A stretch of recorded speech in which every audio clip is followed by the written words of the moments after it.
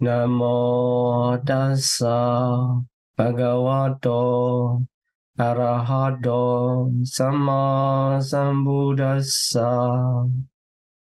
Namo tassa bhagavato arahato samma sambuddhassa. Namo tassa bhagavato arahato samma sambuddhassa. Welcome back to Nikāya study lessons. Today we are going to study about the Lohita Sutta, which is Nikāya 12 Sutta. And in English translation, it is about the Lohita. Also, it is given the title Good and Bad Teachers. On the other hand, we can see blameworthy as a bad teacher, and unblameworthy is not subject to be blamed. Teachers. Okay, so in the past book of Nikāya, DN1, which is called Silakanda Vagga, Pāļi, it consists of 13 sutta altogether. Among them, we will study today is 12, so we will only have one sutta to complete. That is called Devija Sutta, as the last sutta of this book. I hope we can finish within two lessons, 2 classes,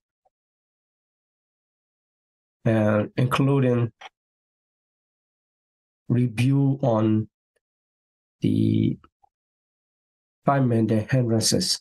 Especially, it is important to know what are the 5 mandate hindrances and how these 5 mandate hindrances are defined in this book of Silakanda Vagga.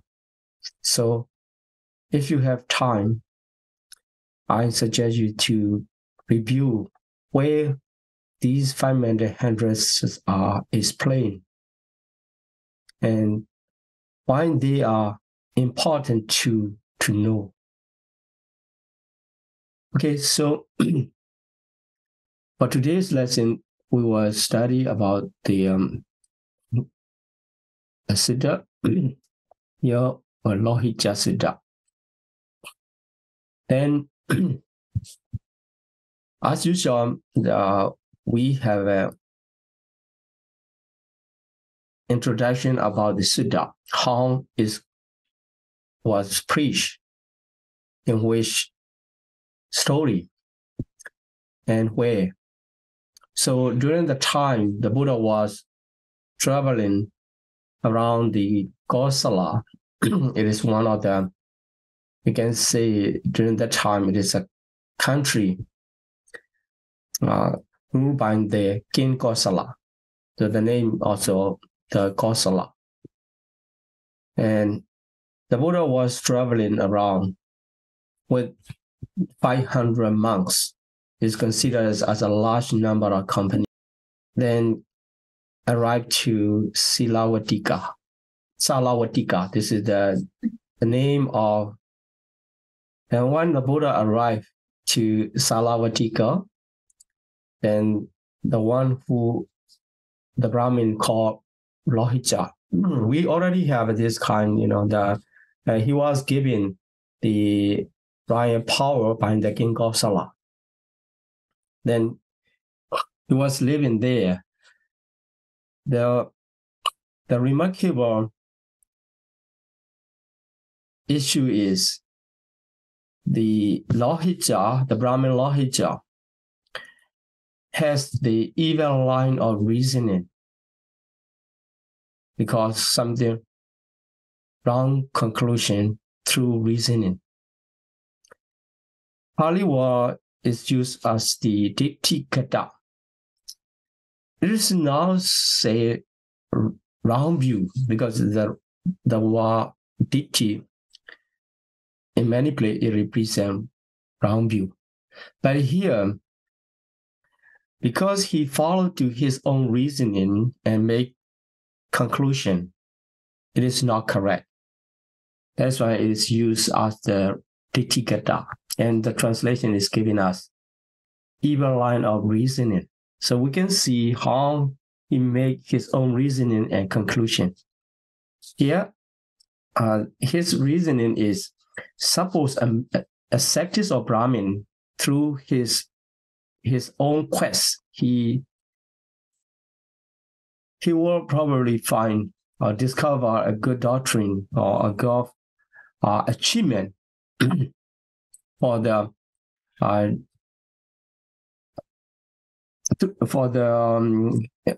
sergeant, his sergeant. Through his sergeant, he could attain such kind of good achievement. Then he trying to declare it to anyone else. I mean, trying to teach other people, trying to let other people know how this called good achievement can be attained. Then, in that case, the Brahmin Lohija assumed this is not correct way. If he attained by his own practice, there's no point to teach the other people. So his reason is, what can one man do for another? Then if he teach other, and then because he already attained something good through his own practice, the audience, they cannot do anything for that such kind of achievement to be better or something. That is why there's no reason to share. This is his reasoning. And yeah, he is giving the example, just like a man having cut through an old feather. It means through the practice he attained the good achievement. It means cutting old feathers and making new feathers, new bounds. So tying it up by himself, teaching to the others, collecting the followers. This is not good. This is not correct way. And because such kind of having audience, collecting follower, rooted in the attachment. The attachment is evil. That is why this is not the right way to do. Then he makes this kind of conclusion. What happens is, if somebody is teaching, or this is I have discovered through my practice, and you also can do by your own, it means he is making something wrong, his own conclusion. And this reach to the different religious teacher, different teacher who are teaching about the religious practice, in that case, including the Buddha. So this is his evil line of reasoning. And this he complained to all religious teachers who are teaching. Then, so the same as the other city, we already have this kind of story. If somebody, if the Buddha arrived to the place, the leaders invited. And in the same way, he liked to invite the Buddha for a meal. And also he has heard about the good reputation of the Buddha, the report of the Buddha, Arahant Sama Sambuddha, etc. And at least he thinks it is good to see such kind of Arahant. So he himself recognized Buddha is Arahant. Also because he said the Arahant means the other also can be Arahant. It's good to see them. And this way, the Lohija, the Brahmin, he addresses to the Bhāsika. He is actually a barber of his his follower. Something happened to him, and he asked Bhāsika. In this one, this is just a name. It's not that important. In Myanmar version of Pitaka, it says Bhāsika, not Bhāsika, is Rosika, other than B, Rosika, just a name. So he asked the barber to invite the Buddha, and before inviting, and you ask, how is he and how is his health? It's just a greeting, and invite tomorrow's meal. Then the Bhāsika went to the Buddha and invited, and the Buddha accepted. Okay, then and the next day, he has provided the foods for the Buddha and Sangha in his home. Then he asked again to Bhāsika to let the Buddha know the meal is ready and then to come. And the Buddha start to go to his house. Then the Bhāsika, he already know about the Lohija's view or evil line of reasoning. Then he likes to request to the Buddha to help in this case. And following to the Buddha in the close hand, and then he requests there. So this kind of evil thoughts occur to the Brahmin, and please trying to release from that wrong conclusion, wrong thoughts. In this case, the Buddha replied, so it may be well, it may well be so, it may well be so. I mean, yeah, it will be, as you has expected for. I can let him convince about the right reasoning other than evil reasoning. So the commentaries say the 2 times, not only 1 time. It means the Buddha went to express his ability because he has already accumulated the perfection, the qualities to let the people know what is the right reasoning and what is the right view. This is not a big deal for him. That to show that, and the Buddha repeated this sentence for twice. And this is a commentary explanation. Then they arrived together to the Lohija's house, and he served the Buddha and Sangha, the choice meat he has provided. Then after the Buddha asked, is it true whether he has an evil line of reasoning? Then he confirmed, yes, this is my view of my reasoning. He admitted. Then the Buddha gave the example. So here, if anyone say, because Vicinity Gosala give the Lohija, Brahmin Lohija, for royal authority regarding the Salavatika city. So if he is governing, managing about that, about the town.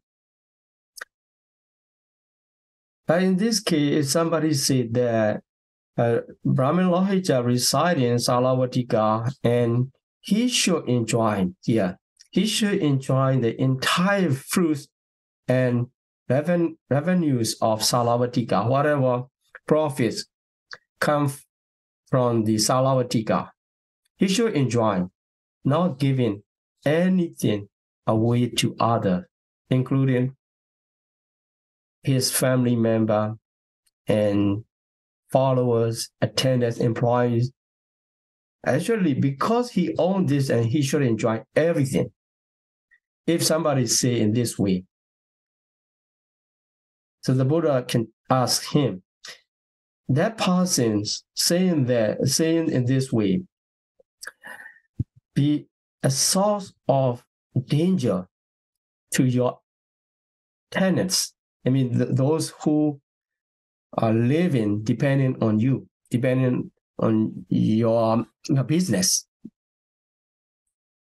Whether he do it or not, then he answer, yeah, it will be source of danger he's doing. Because if I enjoy by myself and not sharing with them, and they will be in suffer. That will be problem. And also the Buddha say it will be solicitous. It's mean considerate with the compassion, considering about their welfare or not. So yeah, that person will not considerate to my tenants, my father, those who are living depending on me. Because of that, and he say in this way, I should enjoy by myself. Then if not being considerate to others, thinking for the other's welfare, that person's mind will be full with love or hatred on them. So the Brahmin say, oh, his mind, his heart will be full of hatred to these, no compassion at all, no love at all. Okay, so if that person's heart is full of hatred, let's say the wrong view or right view. In this case, it's not a kind of religious view. We can understand this, the perception or his consideration about them is right or wrong.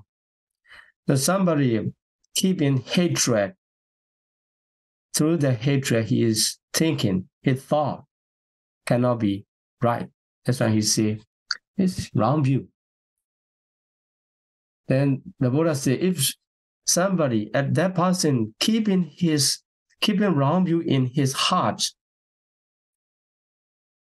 if he died, there will be two destinies to go after life, hell or an animal rebirth. So in this case, the commentaries also explain that, yeah, uncertainty, the Buddha said hell or an animal rebirth. But if that person definitely hold that view and live on that view and die, he will definitely go to hell. That this is commentary explanation, is his comment. Because in the other sutta, it say that if the wrong view completely occupying the mind, he has to go to be born in hell. Okay, so anyway, none of them is good destination, animal realms or hell. Then, given this reasoning, proper reasoning to the Lohija, the Buddha let him, the Lohija, know the reasoning. Then also make sure, Buddha make sure given the second example, including the first example, because the Lohija is in the position he enjoying all the benefits. So sometimes for some people it is hard if it is not harmful to himself. It's not easy to recognize it is harmful, although he knows it is harmful to others. But in the second example, keeping the in vicinity Kosala to enjoy, in the position to enjoy the benefit, then the Buddha say, if in Kosala, so because he ruled two countries, we can say the two countries, Kasi and Kosala. So you may know about the Kasi, the capital city was the Varanasi, Kasi. Then Kosala is sour tea. So he ruled the two countries that time. So ruling that, and if somebody say King Kosala should enjoying the fruits and benefits of these two countries, not sharing with anybody else, including Brahmin Lohija. He should enjoy it. He should take all of them. So if somebody say it is the danger, making the danger of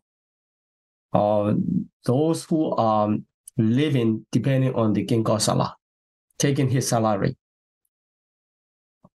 So in this case, the Brahmin Lohija also included in the laws in his world. So then the same thing, the Buddha giving the reasoning, then so without any considerate thought, and he may say, and also his mind will be full of hatred, and also it will be wrong view. Okay, the same thing if he died with such kind of wrong view, and any of two destinations the same. And so the Buddha come to the point again. Suppose ascetics or Brahmin want to discover, as the Lohija hold this reasoning, some good doctrine. So he has practice and he know how to teach, and he ought not to declare, not to teach anyone else. And if somebody say whether he make the source or he be the source of danger for those who can be the follower, practicing the teaching, the Dhamma, taught by the Tathagata. So here it refers to the Tathagata directly. So some people following, if the Buddha teach, they will follow the teaching and discipline. Then they will attain certain fruits according to their perfection. Some will be stream entry, first stage of enlightenment, some second stage, once returning, and some third stage, non-returning, some final stage of arahantship, according to their perfection. Or some people, although they don't attain any stages of enlightenment, and then they can be ripen the seeds of rebirth in Deva realms. So after this life, they will be reborn in the better realm of existence, so called Deva or Brahman. This somebody saying that, you should not teach, rejecting the teaching. He is a sort of danger for all achievement for the follower. By doing so, he has no compassion. So he is uncompassionate. And also his heart, not keeping any consideration or compassion to others who can attain that his mind is hostile to and also constitute with wrong view. Then finally lead to and one of the destination hell or animal path. So this is how the Buddha convinced the Brahmin Lohija. His reasoning, evil reasoning, is without any compassion or not fruitful. Holding that somebody, ascetics or Brahmin, after practicing, achieve, and then just go and enjoying his achievement other than teaching. If he is saying that his reasoning is harmful to the many disciples, many people, to let the Brahmin Lohija know. Then the same thing, the Buddha repeated. Then the Buddha explained there are three kinds of teacher.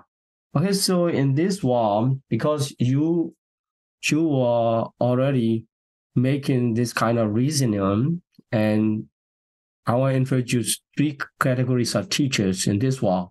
Those are blameworthy, as you said. One of them can be matched with your reasoning.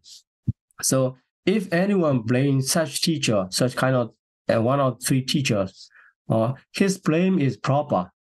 So in this case, Buddha say, your reasoning can apply to this teacher. True, in accordance with the realities. So what are these 3 teachers? Let's see.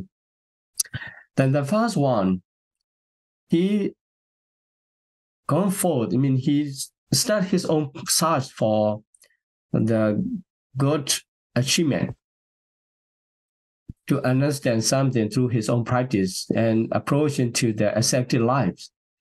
Then he has not gained the goal or ascetic thing. He didn't accomplish his own practice, but he tried to teach his disciple, whoever want to listen his teaching. He formulate the teaching, although he is not being successful. He trying to teach, this is good for your good, and this is for your happiness. You do it, although it is not accomplished.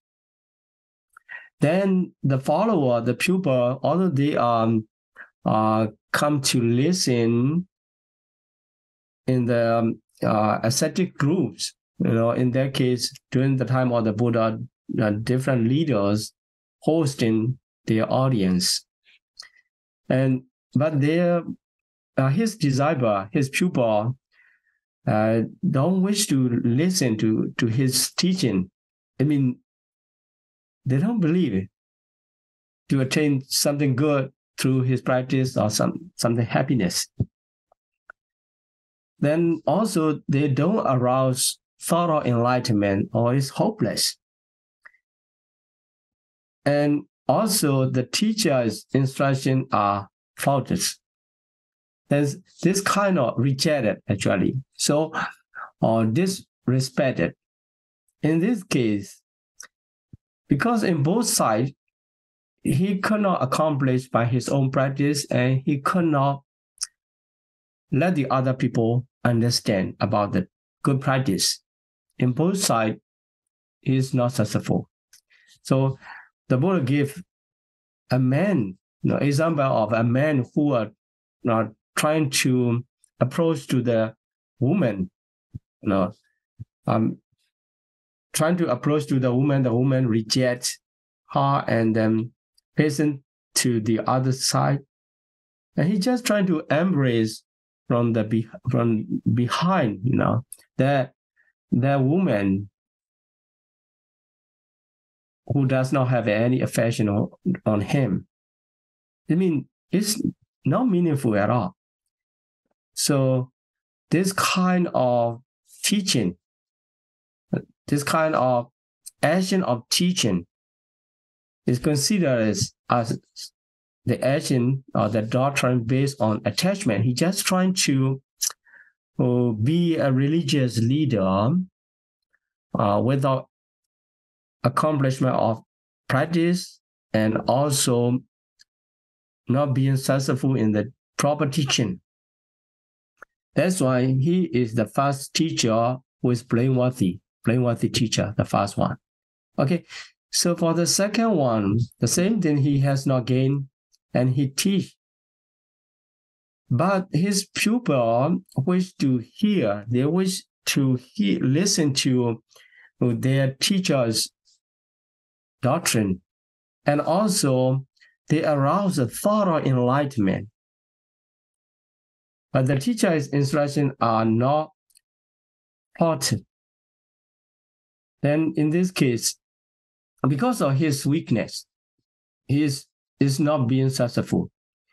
In this case, he can be blameworthy. And the example is given that leaving his own field, he should think another is in need of weeding. So in this case, the Buddhist principle in Dhammavada, the Buddha said the one to be a proper state of teaching, he should train himself first to be accomplished and train the others afterward. This is the principle. Because he could not train himself first, he also blameworthy one, although he is in some kind helpful to the others.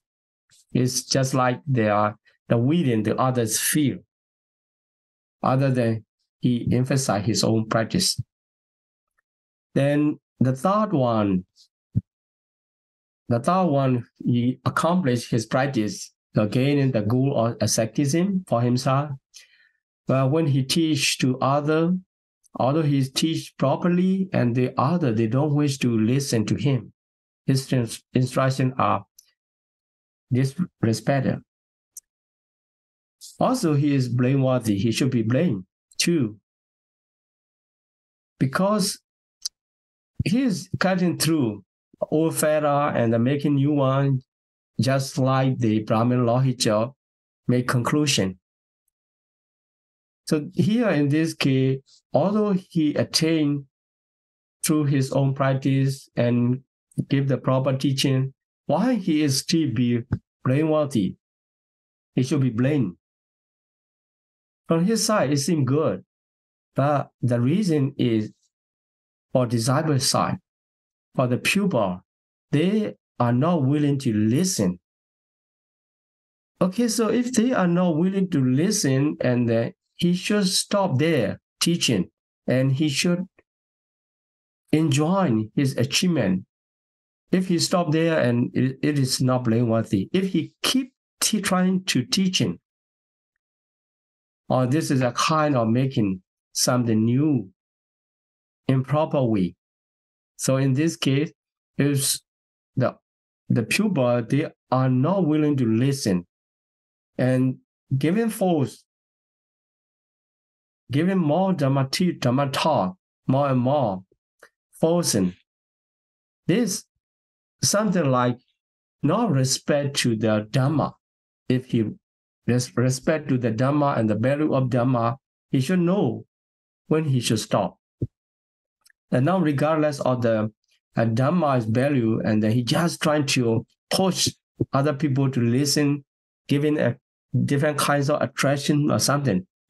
Nowadays we see that other people are not interested in, and the Dhamma teacher, they should provide kinds of the promotion or something. This may be considered as in this case. So we have to consider how to respect to the Dhamma and how to maintain the position of Dhamma. Although this is really valuable to the people, if they understand, and that will be very beneficial. But if they don't wish to hear, if they don't like to listen, giving the instruction is a kind of disputing to the Dhamma. So we should let the people in their own way. Okay, go there. The Dhamma's value will be maintained there.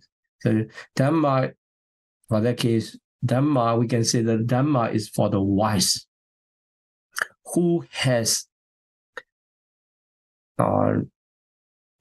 insight to make a wish, the benefits of Dhamma. If somebody rejecting the benefits of Dhamma, the value of Dhamma, he is not worthy of Dhamma talk or the instruction. We should let them be there. So according to this teaching, Okay, so in this case, the Brahmin Lohija understand all these are three kinds of teacher for their own weakness, and they can be blamed. They should be blamed, and then they are blameworthy. Okay, so are there any teachers in the world who are not blameworthy? Okay, what kind of teacher is not blameworthy? He asks. And then the Buddha start again, as we have learned through the many sutta here. The Tathagata arise and he teach the Dhamma. He taught the Dhamma. Then having realized by his own super knowledge, so after understanding, after having enlightenment, the Buddha started to preach Dhamma. So from that case, the Buddha is not blameworthy. And also, the disciple, they listen to the Dhamma and then practice the Dhamma properly. Then, by following the Buddha is teaching, the disciple, they attain such kind of distinction. It means the first jhana here also complete the morality or restraining the sixth storm. At any stage, these are all good achievement for disciple. That's why, for that case, the Buddha. So the teacher, just like a Buddha, whoever, we can say that he can accomplish and he can teach. The disciples are listening and practicing to be a fruitful achievement. Then it's not blamed. It should not be blamed.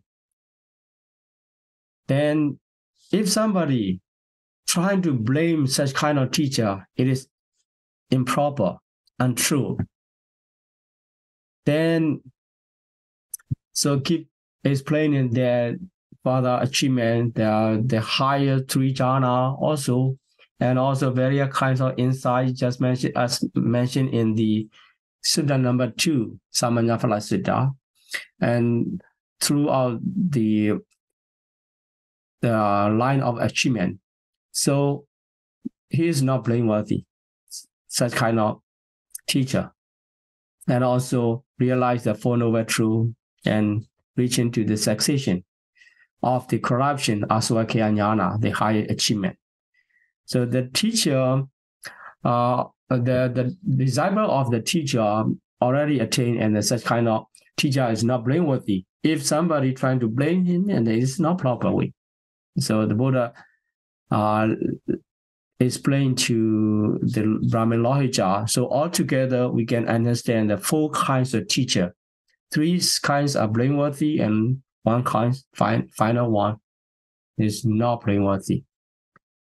Then, the being satisfied to correct his own reasoning, and the Brahmin Lohija appreciate the Buddha's correction. Then he say, as a man were to see someone by hair who has stumbled and was falling into a pit. So he thought that, I was the man, just like the stumbling and then almost falling down into a pit and get in trouble. And the Buddha considered it as the one who saved to him and put it into the firm ground. So I was almost falling into the pit. If I don't listen to you, or I didn't have a chance to listen to your correction, then now, after listening that, and then I can make my reasoning correct, then you have been saved. So I appreciate, and the same thing, just like it is giving the light to me and accept me as a lay follower. Yeah, this is the Sutta, the message in the Lohija Sutta. So it's not many information here, but it is good to know, because we sometimes we make our own reasoning and make conclusion of our own, being satisfied with that, and we don't listen to others. It is dangerous sometimes. That's why this Sutta remind us, for myself, I understand, even though the conclusion match with my reasoning, I should listen to the others, otherwise, and wiser than ourselves. Then we should straighten our view, our reasoning. We should revise our view if it is not Correct. Yes. Okay, so I hope you can apply this kind of teaching into your daily life session. Thank you very much. May Sayadaw lead us in making aspiration and sharing merits, please. Sadhu, sadhu, sadhu. Okay. Let's conclude our class today. Make an aspiration and share our merit to all beings. Please repeat after me. Imina punyakamena. Imina punya kamena. Mami bala samagamo. Mame bala samagamo. Satam samagamo hodu. Satam samagamo hodu. Yavani bana badiya. Yavani panapatiya. Idami bunyam. Idame punyang. Asavakaya vahang hodu. Asawa kaya vaha hondu. Idami bunyam. Idame punyang. Nibbana sabajayo hodu. Nibbana sa pachayo hodu. Ama punya bagam. Mama punya pakam. Sapasadanam bhajemi. Sabha satanam pajemi. Esabe. Te sape. Me samam. Me samam. Punya bagam labantu. Punya pakam lapantu. Sadhu, sadhu, sadhu. Sadhu, sadhu.